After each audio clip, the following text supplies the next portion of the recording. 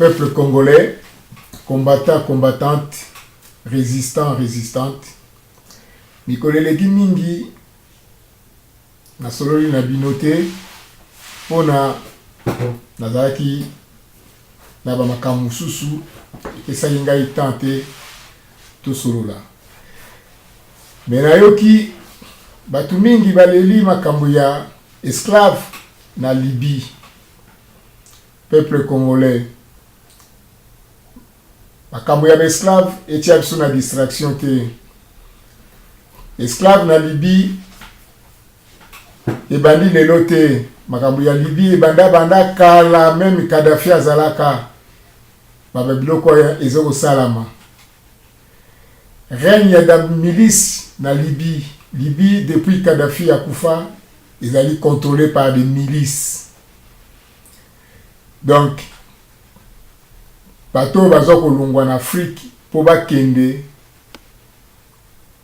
ko traverser Libye po baya na Europe. Bayebi risque wana bayebi yango me baza koya kaka ke na nguya ya Nzambe na koleka soki chance ezali. Mais soki chance ezali te akutai nango bakozwa ye pe baza kozwa bango donc na ndenge te ko esclave bana mai wana so bakei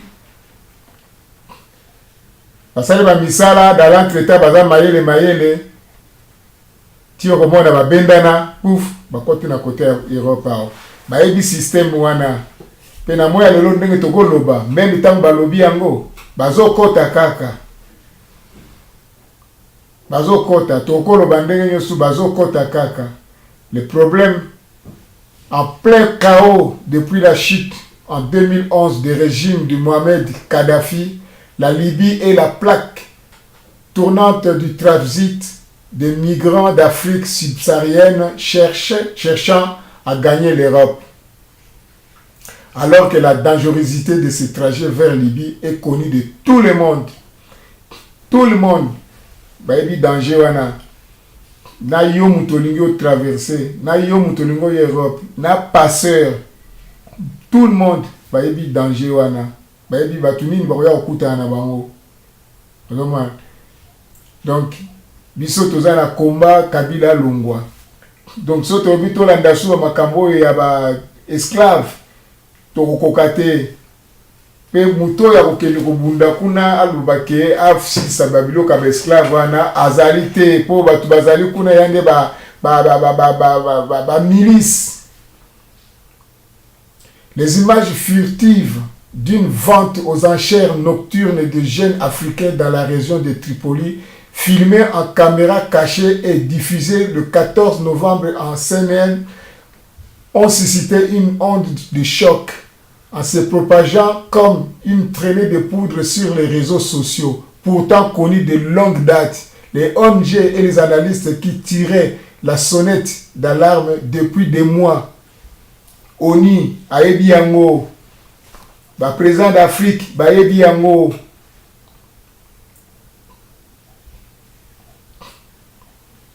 même temps France a gagné au Mali, bayebi yango esala makaka ti lelo yo.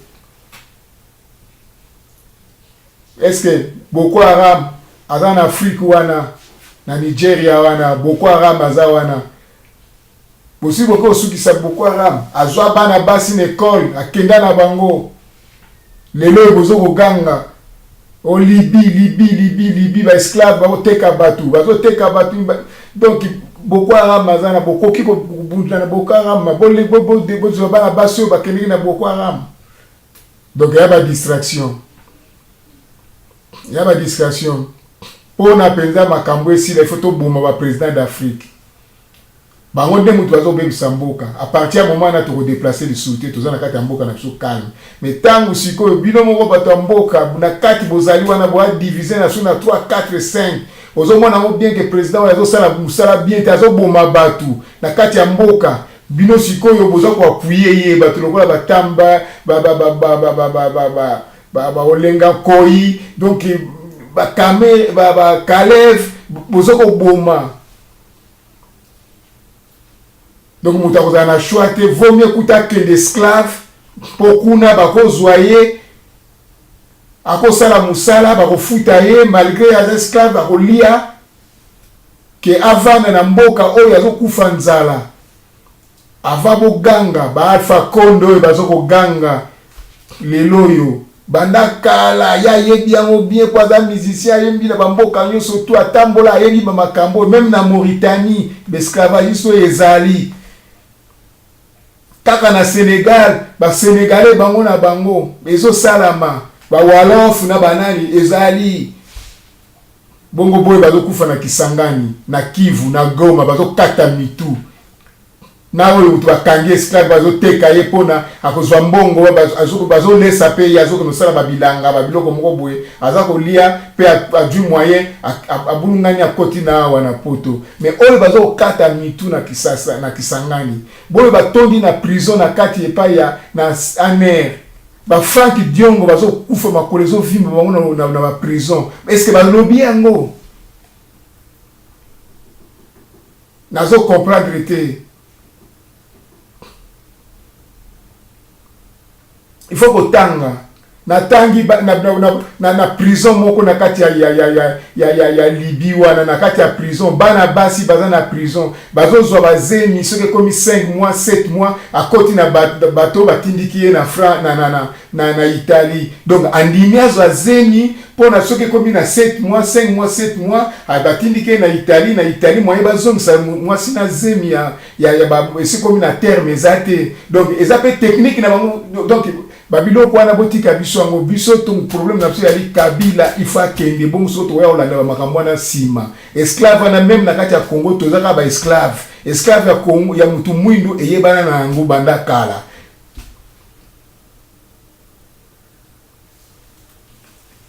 boyebi te ke na Libye ba peuple neti Touareg bozi na ce qu'on a expliqué bino sikoyo ba histoire sikoyo.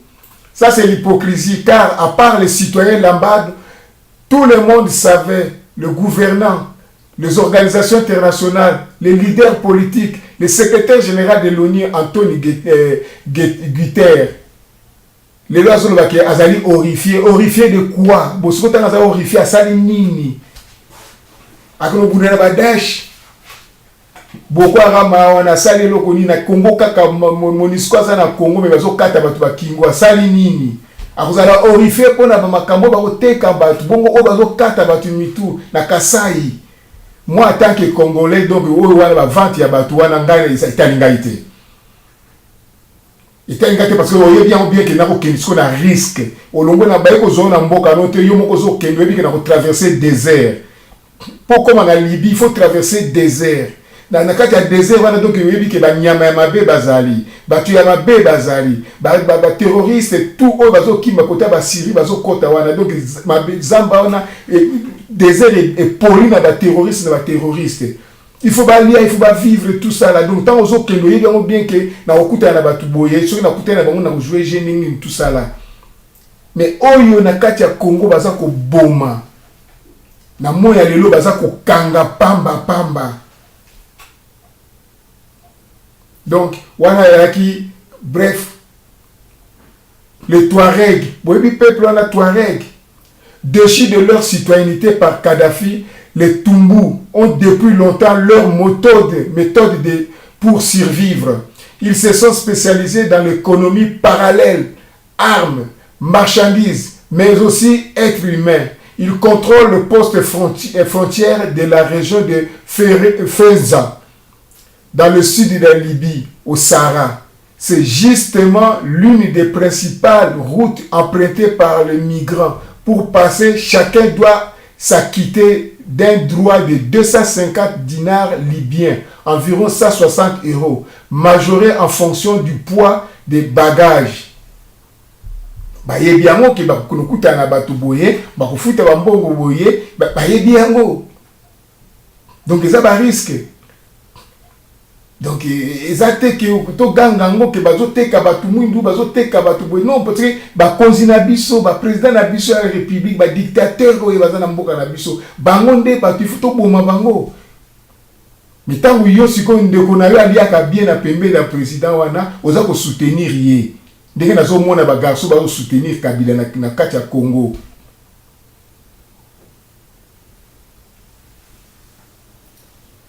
Ce n'est que le début de l'exploitation dont les migrants sont les victimes, car l'impôt Tumbu n'est en aucune manière une garantie de sécurité.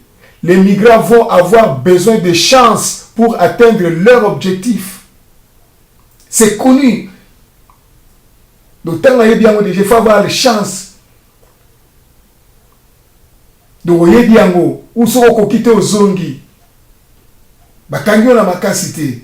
Mais tant que les qui ont dans des pays, donc, on peut subir, on peut supporter. Attends, il y a un poteau, attends, il y a un poteau qui a demandé basile politique. Mini balala na boula métro. Na hiver.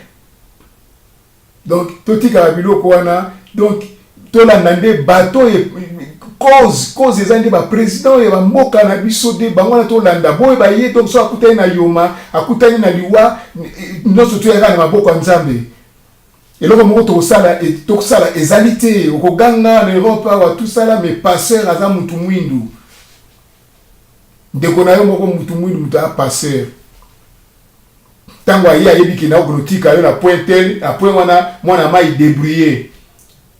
Par exemple, ça est débrouiller na point wana, tant que tu na point wana, ou débrouiller, yo le bon na débrouiller. Bah alors si quoi, débrouiller.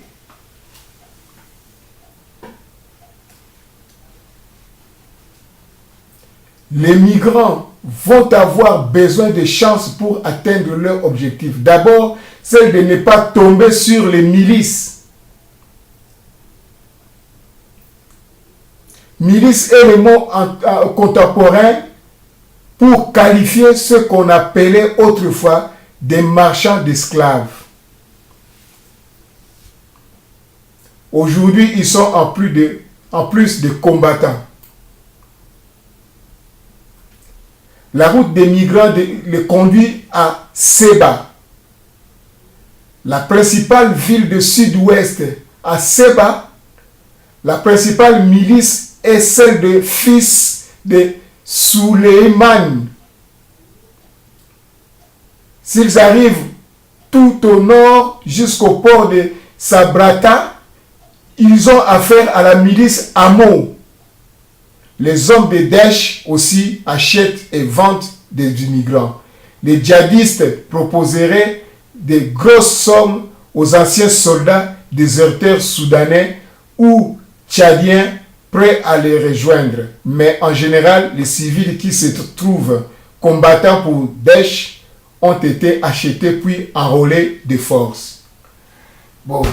Donc, ce total va bien qu'on a surtout donc ou place esclave ango bozo mona ki bazo teka bazo sala nini non ils allaient tant on ndimi jena yo wana on ndimi bateka yo po oluka moyen ndenge no koponyo kam na mer moko ya ba je ba technique ozo ya na kati wana ete ba auto kanga yo ndenge ba okanga ba sénégalais ba okanga ba esclave yo akala ba otina na États-Unis ba ko kango na mboka na yo me yo moko zo ya oyebi ke danger ni na okutana na ngona liboso na ngai na kosala face ou na kosala face te soko kokite ozongi soko kosala face okei po ezali esclavage moko oyebi eloko nini ozoko nokutana nango. Bref, esika na ngai na faire comprendre bandeko na ngai yango wana yaka neto oyebi kosenga ngunda oyebi yango te ke ngunda ekosimba obi ekosimba te soki esimbi te bazongisi yo nyonso tu eke zero. Donc biso to la nande ba konzina biso na Afrique bango nde bazozwa pouvoir ba biso ko na pouvoir te bango nde to landa awa uta osali manifestation pour l'axanini et l'axanini ba manifestation ndenge na ndenge salama wa ezilo ko salama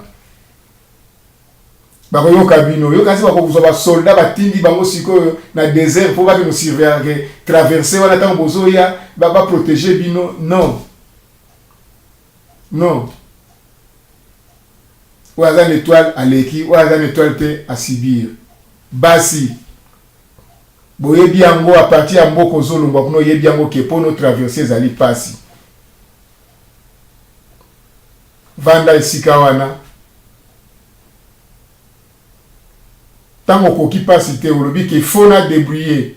oyebelo kono kuta na liboso soda ya mwasi soki bakangi ye na itumba na guerre okiko yokele mawate po aza soda ta ba torturer ye aza soda ya mwasi amesani ayebiti na yasalaki musala alataki uniforme donc yo pe mwasi soko olani nzela wana yebango bien ke okono kuta na makambo okuta na ngo na esko kokoka soko kokoka te tika soko koti ka nzela wana donc c'est-à-dire que okoti na ndenge ko yebi ke oyo solo kuta na kuna okukuta na ngo liwa to bomengo to pasi osondimi yango alors bandeko na ngai mekambo ya esclave wana soki tolandi yango trop tokosala eloko moko te tokotikaka ba dictateur na pouvoir baodistraire biso kaka juste tokoma avant le 31 décembre babimiseli biso sikoyo makambo ya esclave. Alors sikoyo Kabila azali attaqué na ba communauté internationale surtout batiki Kabila tranquille baladi sikoyo makambo ya esclave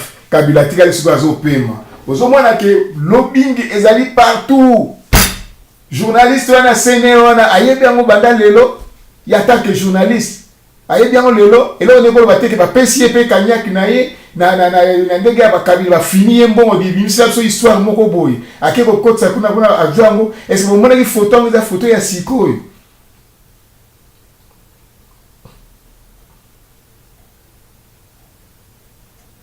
lobbying ya ndenge mingi kome limaka juste na moment oyo en fait bon to bosa na biloko wana donc boy bazo comprendre ngo ba comprendre te ba etali bango donc na moni mutu nini oyo akotelema takene na désert wana pa epenza ba dash banani ba terroriste bazali donc yoko no tia mutu nani boko akama bozo kokango te